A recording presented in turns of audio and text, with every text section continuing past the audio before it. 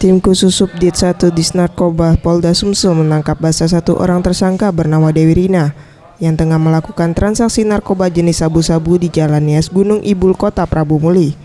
Saat ditangkap, tersangka Dewi tengah melakukan transaksi sabu-sabu seberat 20,35 gram senilai 20 juta rupiah dengan seseorang pembeli yang kini masih buron. Dari pengakuannya, ia berkilah hanya sebagai perantara yang disuruh seseorang untuk mengantarkan sabu-sabu tersebut kepada pembeli, dan setiap satu kali transaksi, ia diberi upah sebesar Rp600.000. Udah berapa lama jualan yuk? Jadi barang itu punya siapa? Punya siapa uang? Punya Meta. Diupah berapa yuk?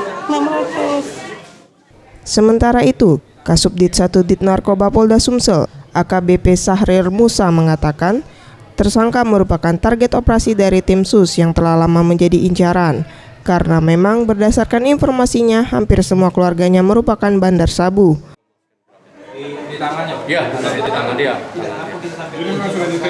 Ya sudah, lebih kurang dari tim SUS ini, pimpinan Kapten Pak Edi udah lebih kurang hampir 1 bulan ini. Udah bolak-balik kurang mulai ini, cuman ya karena kita silent, nggak tahu. Barang sendiri Pak? Ya? Barang sendiri dari? Barangnya menurut dia itu juga jadi TO kita, tidak bisa kita sebutkan. Nanti mungkin penangkapan berikutnya akan kita sampaikan dari mana barang. Tersangka akan dikenakan pasal 112 dan 114 ayat 2 dengan ancaman hukuman 10 tahun penjara. Farel Dwi Satria, Seftiawan Rizky, Sriwijaya TV.